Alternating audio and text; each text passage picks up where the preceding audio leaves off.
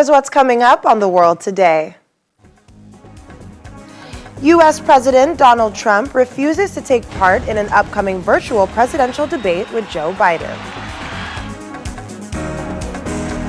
The U.S. vice presidential debate held last night with Vice President Mike Pence and Senator Kamala Harris sparring off on economy, health, and foreign policy.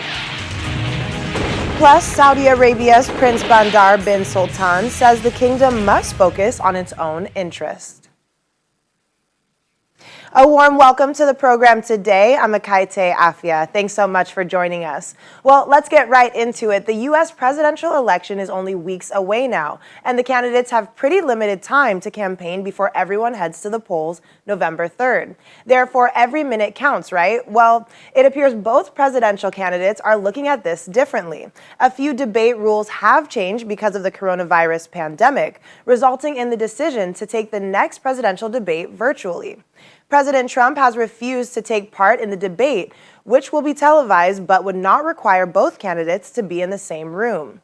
The president's comments were made during a phone-in interview with Fox Business Channel earlier today.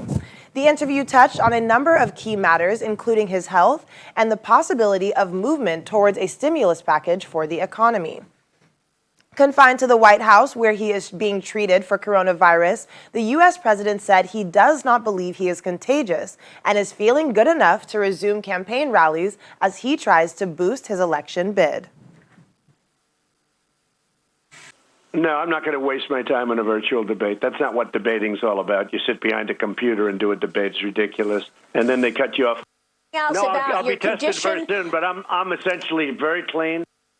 So what I'm going to do is take Regeneron and take the Eli Lilly equivalent. How long will you be taking them? I've stopped. I don't take them anymore. No, I don't take them anymore. Okay. I think I'm taking almost nothing. I think I'm finished with just about everything. I think you go a little bit longer on. They have a steroid. It's not a heavy steroid. I don't think I'm contagious at all. Well, first of all, if I'm at a rally, I stand by myself very far away from everybody, so whether I was or not. I met with Gulf Star families. I didn't want to cancel that. And I can't back up, Maria, and say, give me room. I want room. Give me 12 feet. Stay 12 feet away when you talk. They come within an inch of my face sometimes. They want to hug me and they want to kiss me.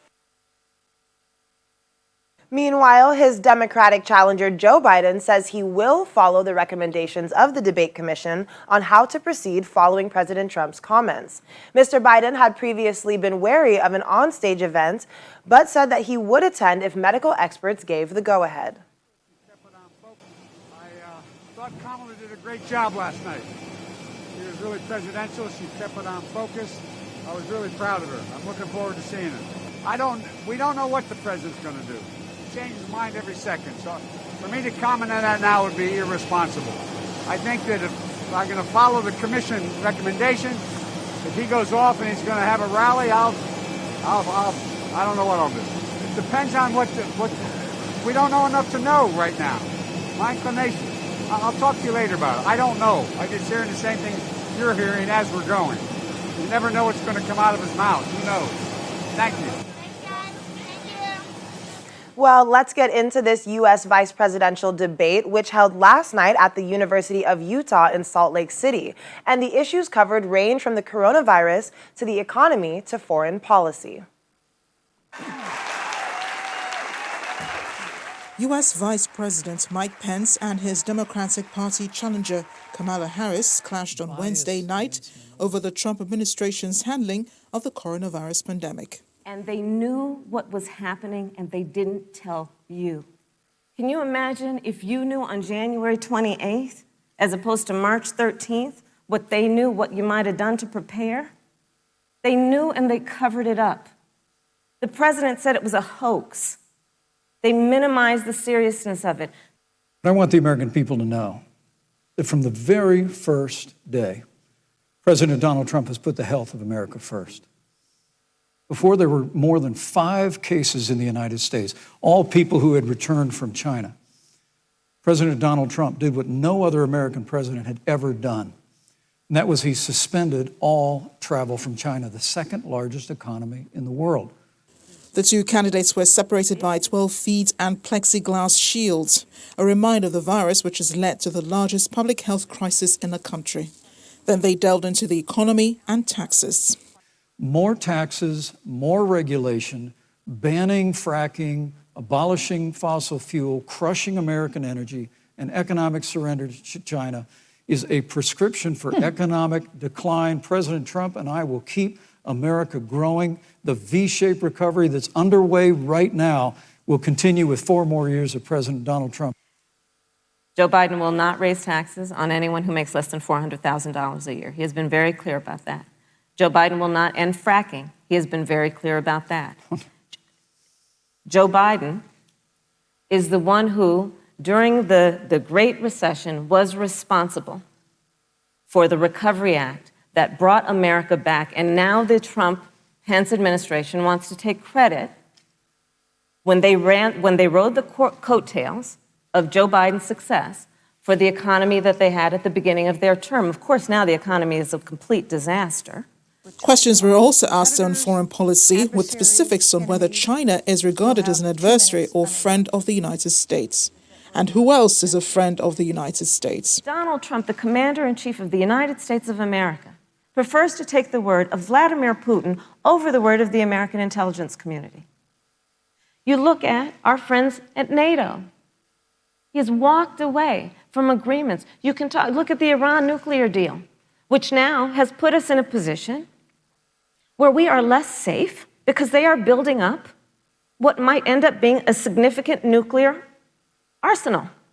We were in that deal, guys. We were in the Iran nuclear deal with friends, with allies around the country. And because of Donald Trump's unilateral approach to foreign policy, coupled with his isolationism, he pulled us out and has made America less safe. So, Susan, it's about relationships.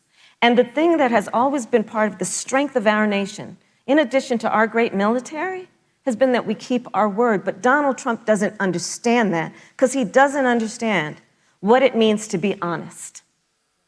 Well, President Trump kept his word when we moved the American embassy to Jerusalem, the capital of the state of Israel.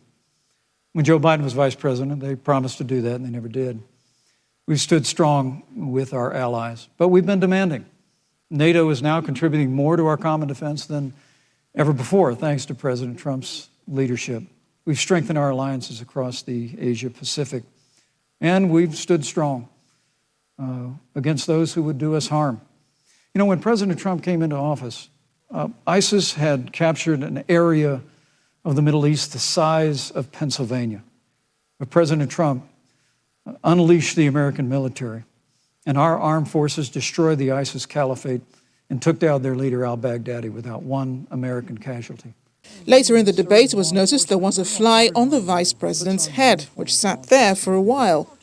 Harris, a U.S. senator from California and the daughter of immigrants from Jamaica and India, was on the biggest stage of her political career, while Mike Pence, a former conservative radio host, former congressman and former Indiana governor, has been defending Trump throughout his presidency. It is yet to be seen how much of an impact this debate has made on Americans as they head to the polls on November 3rd this year. Well, there is a lot to unpack there, so let's talk to our correspondent in Washington, Maria Bird. She joins us now. Maria, welcome to the program. Thank you for having me. So the debate last night was devoid of the fireworks that we saw in the first presidential debate, but at least Americans got a better chance of hearing the manifesto of each candidate, or rather each team. So what issues in the debate resonated the most with people? You know, you're exactly right. There weren't fireworks, but it was a very spirited conversation. I think it was much similar to what we've seen in past years during presidential debates. But what really resonated with American people was the conversations around the coronavirus, the conversations around systemic racism in America, the conversations around the economy. Those were the things that people were really, trying to really hear where each side stood on those issues. And so law enforcement obviously is an area as well, talking about the Supreme Court. And so there were some real key points that I think that many Americans are trying to figure out where does President Trump stand on the issues of the coronavirus? Where does presidential candidate Joe Biden stand as it relates to how he would address the coronavirus if he was in office, and what he would do if he was to win the election to try to really bring more Americans out of this pandemic?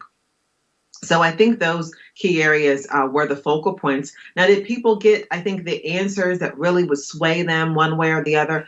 I'm not sure if they got those clear answers yesterday evening, but they at least were able to, I think, focus more on, I think, the real issue more so than some of the other emotional challenges that existed in the presidential debate.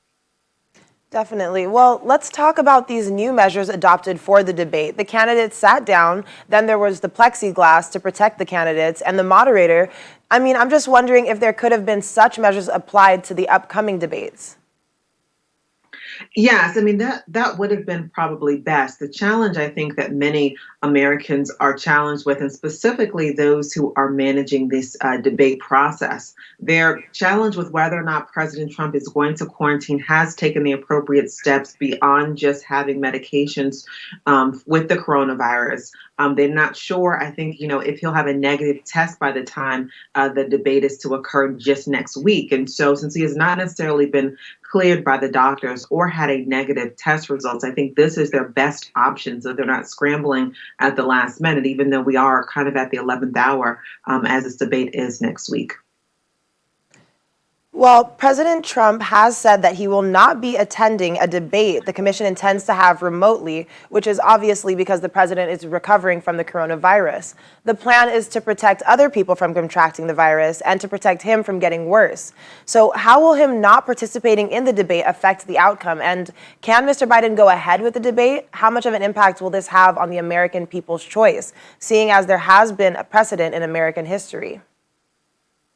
You're exactly correct. I mean, one of the things that we even talked about during the presidential debate after that was over, will that be the only presidential debate for this election season? And that's quite possible that the debate we saw just a few weeks ago will be the last debate. And so, if he decides not to follow through with this virtual debate, I'm not sure if the commission will feel pressured to then still allow an in-person debate, or if they'll potentially move the date to a later date. It's quite possible that they would cancel the debate altogether if he is not willing to have this virtual debate. But we know that the president can also change his mind at any point in time. And so he might decide to go with a virtual debate. Well, both candidates have gone back to the campaign trail. So tell us, how is the coronavirus affecting that? The coronavirus obviously is really affecting the areas of being able to have indoor. I mean, this time of year, you would start moving more into small, intimate, indoor campaign events, very private events as well, trying to really get those who are large donors, who are very influential in the community, to be able to go out and be those speakers on behalf of the campaign. But those events are probably not going to be able to be held. And so you're going to see large outdoor events, but it'll be on a very small scale number-wise, just because of the fact that we are moving into the colder months in the season, and also social distancing guidelines. We know that Vice Presidential candidate or Vice President Joe Biden has continually had these socially distanced outdoor events. I believe that President Trump will probably start to move in that same manner. But we also know that Vice President Pence is on his way. He's going to be in Arizona. I mean, so there's some real questions that'll have to be answered once we see how this week goes and what will be the uptick on the actual campaign trail season. Well, we'll be watching the situation closely. Maria, thanks so much for joining us today, and please stay safe. Thank you for having me. Still ahead on The World Today. The Nobel Prize for Literature has been announced. Stay with us.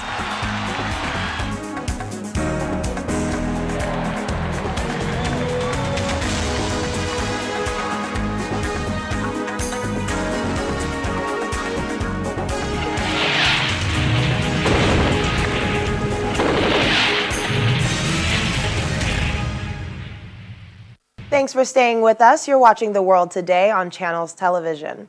U.S. health officials are saying there will be enough vaccines against the coronavirus for every American who wants one by March to April next year. The news was given by U.S. Health and Human Services Secretary Alex Azar, who says up to 10 million doses of a vaccine could be ready by the end of this year. Here's the global update. U.S. Health and Human Services Secretary Alex Azar was giving the prediction at a Goldman Sachs Healthcare virtual conference earlier today. There are around 40 different coronavirus vaccines in clinical trials around the world. Several U.S. companies are developing vaccines that are currently in the crucial Phase 3 stage of clinical trials. The government has chosen 3 candidates to fund for Phase 3 trials under Operation Warp Speed, its plan to fast-track coronavirus vaccines. In the United Kingdom, a further 17,540 coronavirus cases have been recorded across the country, according to data from the government's COVID-19 dashboard. It means a total of 554,275 lab-confirmed cases have been recorded in the country since the pandemic began.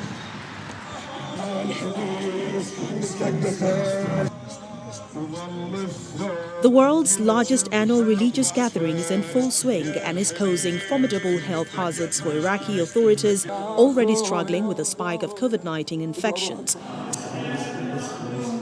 Tens of thousands of pilgrims, many without face masks and seemingly oblivious of government health guidelines, cram closely together as they queue for security checks, while giant cooling fans blow air across the crowd. However, dozens of teenagers with tanks for disinfection on their backs frantically spray visitors, but miss many because they are completely outnumbered. Sweden says it will postpone plans to let more people attend sports events and concerts, citing rising coronavirus infection numbers both within the country and around Europe.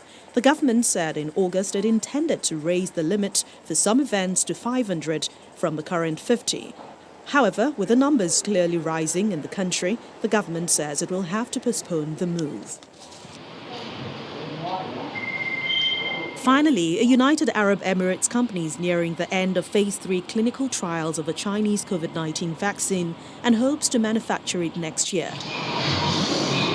The trial, which began in mid-July, is a partnership between Sinopharm's China National Biotech Group and Abu Dhabi-based artificial intelligence and cloud computing company Group 42.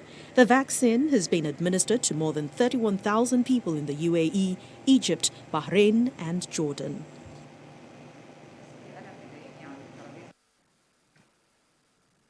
The number of passenger flows has reached a new high this year during the 8-day national holiday as the COVID-19 epidemic continues to ebb in China, and the travel rush has also promoted the upgrading of related consumption. Now, China celebrated its National Day on October 1st, and the week-long holiday this year has been extended to October 8th, as it overlapped with the Mid-Autumn Festival, a traditional festival for family reunions that falls on 15th day of August in the lunar calendar. In the railway sector, daily passenger trips exceeded 10 million for 8 consecutive days on Thursday, with more trains put into operation, reaching 90% of the number last year. During the holiday, the trips involving tourism and family visits between Chengdu City and Chongqing Municipality in southwest China surged, with over 170 trains between the two places almost filled every day. During the 8-day holiday, the average number of daily civil flights has recovered to more than 90% of the level of the same period last year, among which the average daily civil flights for domestic trips increased by 13% year on year. In addition, China's airlines have added more than 12,000 flights to cope with the passenger flows during the holiday. Meanwhile, Saudi Arabia's former intelligence chief and ambassador to the United States, Prince Bandar bin Sultan bin Abdulaziz, says the kingdom must focus on its own interest and security while supporting the Palestinian cause. In the final episode of a 3-part interview with Saudi-owned Al Arabiya television aired on Wednesday, Prince Bandar once again criticized Palestinian leaders. He said Saudi Arabia is at a stage in which, rather than being concerned with how to face the Israeli challenge, challenges. In order to serve the Palestinian cause, they have to pay attention to the national security and interests. He criticized the Palestinian leadership for their transgression and reprehensible discourse in opposing the decision of some Gulf states to normalize ties with Israel. The United Arab Emirates agreed to a historic deal to normalize relations with Israel in August, and the Gulf state of Bahrain, a close Saudi ally, followed suit in September. Palestinian leaders regarded the deal as a betrayal. Palestinians fear the moves will weaken a long-standing pan-Arab position known as the Arab Peace Initiative that calls for Israeli withdrawal from occupied territory and acceptance of Palestinian statehood in return for normal relations with Arab states. Chanting their national anthem in the departure hall of Beirut Airport, a group of migrant workers prepared to return home and close a chapter on their time in Lebanon, which drove some to despair. The International Organization for Migration, IOM, which supports many domestic workers in Lebanon, says as many as 10,000 migrants have asked to be repatriated because their wages collapsed after the country plunged into deep financial crisis a year ago. Now, many employers stopped paying salaries in dollars, and some foreign workers said they were leaving with their wages unpaid. The IOM's Dima Haddad says UN agencies in Lebanon have found shocking numbers of vulnerable migrant workers.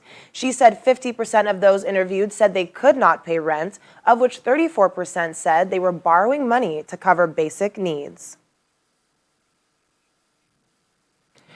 Meanwhile, most 8-year-olds would love to have pets, and you'd think dogs and cats would be their types of pets, but not for an 8-year-old Inbar. She likes to cool off in her small backyard pool in Israel with her favorite swimming buddy, her pet python. The 11-foot yellow serpent named Belle is one of her family's many pets living happily together on an animal sanctuary in an agricultural community in southern Israel. She was named after Belle, the female character in Walt Disney's popular animated film Beauty and the Beast, who dons a yellow ball gown in a famous dance scene in the movie. Inbar says Belle is good company during a coronavirus lockdown that has kept schools closed over the past few weeks. So, what do you think about that?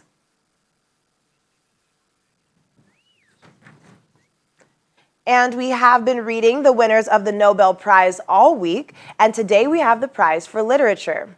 It goes to American poet Louise Gluck for her unmistakable poetic voice that with austere beauty makes individual existence universal.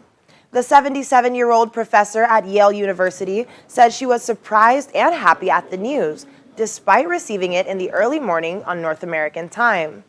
She made her debut in 1968 with Firstborn and is seen as one of the most prominent poets in American contemporary literature. Her poetry is characterized by a striving for clarity, the Academy said, with a focus on childhood, family life, and close relationships between parents and siblings. The Nobel Prize in Literature for 2020 is awarded to the American poet Louise Gluck for her unmistakable poetic voice that with austere beauty makes individual existence.